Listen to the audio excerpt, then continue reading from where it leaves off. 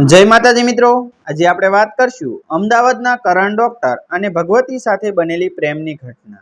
અમદાવાદના એક શાંત અને સુંદર વિસ્તારમાં આવેલું એક નાનું દવાખાનું હતું, જ્યાં શહેરના જાણીતા યુવાન ડોક્ટર કરણ પોતાની ફરજ નિષ્ઠાપૂર્વક બજાવતા હતા। એક દિવસ બપોરના સમયે જ્યારે દવાખાનામાં સામાન્ય ભીડ હતી, ત્યારે એક યુવતી ધીમા પગલે અંદર પ્રવેશી।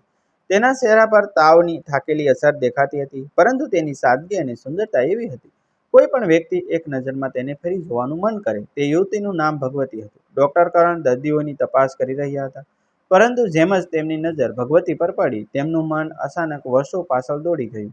થોડા સમય સુધી તેઓ વિચારતા રહ્યા કે આ ઓળખીતો ચહેરો ક્યાં જોયો છે। પછી અચાનક તેમના હોઠ પર સ્મિત આવી ગયું। ભગવતી, તું?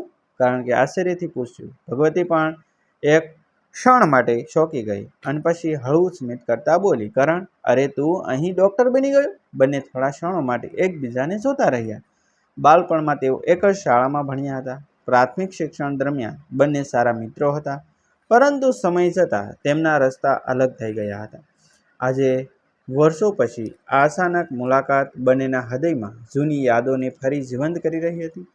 કારણ કે ભગવતીની તપાસ કરી, દવા લખી આપી અને થોડું વધુ વાત કરવાનો બહાનું શોધતા પૂછ્યું કે અમદાવાદમાં ક્યારથી રહે છે। ત્યારથી તેમની વચ્ચે વાતચીતનો સિલસિલો શરૂ થઈ ગયો। શરૂઆતમાં માત્ર જૂની યાદો, શાળાના દિવસો અને મિત્રોની ચર્ચા થતી, પરંતુ ધીમે ધીમે બંને એકબીજાના જીવન વિશે વધુ જાણવામાં લાગ્યા। દિવસો પસાર થતા ગયા અને ભગવતી ક્યારેક દવાખાનાની આસપાસથી પસાર થતી ત્યારે કરણને મળવા આવી જતી। કરણ પણ તેની રાહ જોતો રહેતો। જ્યારે ભગવતી હસતી ત્યારે કરણને લાગતું કે જાણે આખો દિવસ સુંદર બની ગયો હોય। બીજી તરફ ભગવતીને પણ કરણની સંભાળ રાખવાની રીત, તેની વિનમ્રતા અને પ્રેમાળ સ્વભાવ ખૂબ ગમવા લાગ્યો હતો। બંનેને ખબર પણ ન પડી કે મિત્રતાનો સંબંધ ધીમે ધીમે પ્રેમમાં બદલાઈ રહ્યો હતો। એક સાંજે શહેરના એક સુંદર બગીચામાં બંને મળ્યા। સૂર્યાસ્તનો સમય હતો, ઠંડી હવા ચાલી રહી હતી અને આસપાસના ફૂલોની સુગંધ વાતાવરણને વધુ રોમેન્ટિક બનાવી રહી હતી। બંને એક બેન્ચ પર બેઠા હતા। બાળપણથી લઈને આજ સુધી અનેક વાતો થઈ રહી હતી। કરણની આંખોમાં એક અલગ જ ચમક હતી અને ભગવતીના ચહેરા પર શરમાળ સ્મિત। વાતો કરતા કરતા બંને એકબીજાની નજીક આવી ગયા। કરણના દિલમાં ઘણા દિવસોથી દબાયેલા શબ્દો હતા। આખરે તેણે હિંમત કરીને કહ્યું કે ભગવતી, જ્યારે તને વર્ષો પછી દવાખાનામાં જોઈ હતી, ત્યારે મને સમજાઈ ગયું હતું કે મારી જિંદગીમાં કંઈક ખાસ પાછું આવ્યું છે। હું તને ખૂબ પસંદ કરું છું। ભગવતી થોડા સમય માટે શાંત રહી ગઈ। તેના હૃદયની ધડકન તેજ થઈ ગઈ। પછી તેણે ધીમા અવાજે કહ્યું, કરણ, હું પણ તને ખૂબ માનું છું અને કદાચ હું પણ તને પ્રેમ કરવા લાગી છું। આ શબ્દો સાંભળતા જ કરણની ખુશીનો પાર રહ્યો નહીં। બંનેની આંખોમાં ભવિષ્યના સુંદર સપનાઓ ઝળહળી ઉઠ્યા। પરંતુ એ સમયે અચાનક તેમના પરિવારના કેટલાક સભ્યો ત્યાં આવી પહોંચ્યા।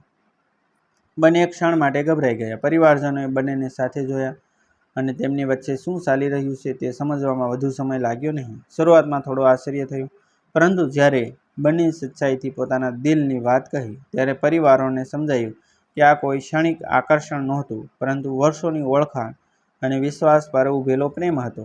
બંને એક જ સમાજના હતા, તેમના વિચારો પણ મળતા હતા અને સૌથી મહત્વની વાત એ હતી કે બંને એકબીજાને સાચા દિલથી ચાહતા હતા।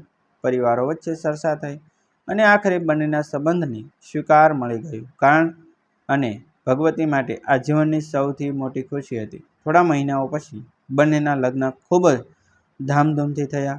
લગ્નના દિવસે જ્યારે કરણે ભગવતીને વરમાળા પહેરાવી, ત્યારે તેને યાદ આવ્યું કે એક સમય એવો પણ હતો જ્યારે વર્ષો સુધી તેઓ એકબીજાથી દૂર રહ્યા હતા અને આજે નસીબે તેમને જીવનભર માટે એક કરી દીધા હતા। લગ્ન પછી બંનેનું જીવન પ્રેમ, વિશ્વાસ અને ખુશીઓથી ભરાઈ ગયું। કરણ પોતાના દવાખાનામાં સેવા આપતા રહ્યા અને ભગવતી દરેક પગલે તેમનો સાથ આપતી રહી। બંને જીવનના દરેક ઉતાર ચઢાવ સાથે મળીને પાર કર્યા।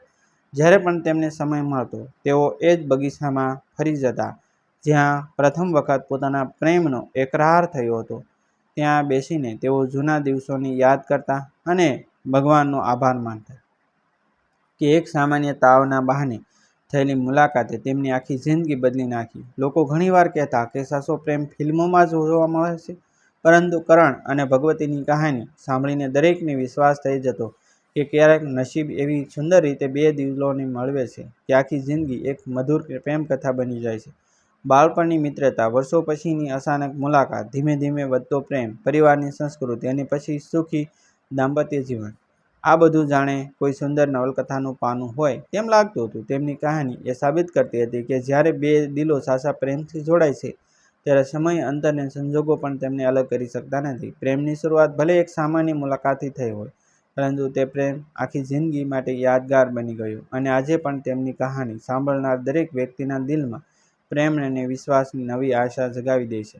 ડિસ્ક્લેમર: આ વાર્તા માત્ર મનોરંજન અને સાહિત્યિક હેતુ માટે લખવામાં આવેલી એક કાલ્પનિક પ્રેમકથા છે. વાર્તામાં દર્શાવવામાં આવેલા પાત્રો, સ્થળ, ઘટનાઓ અને સંવાદો લેખકની કલ્પના પર આધારિત છે. જો કોઈ વ્યક્તિ, સ્થળ અથવા ઘટના સાથે કોઈ સમાનતા જણાય તો તેને માત્ર સંયોગ માનવું. આ વાર્તાનો ઉદ્દેશ વાચકોને પ્રેમ, લાગણી અને સંબંધોની સુંદર અનુભૂતિ કરાવવાનો છે, કોઈ પણ વ્યક્તિ કે સમાજની ભાવનાઓને ઠેસ પહોંચાડવાનો નથી. થેન્ક યુ મિત્રો. મળશું આપણે એક નવા વિડીયો સાથે, એક નવી સ્ટોરી સાથે. ત્યાં સુધી આપ સૌનો આભાર.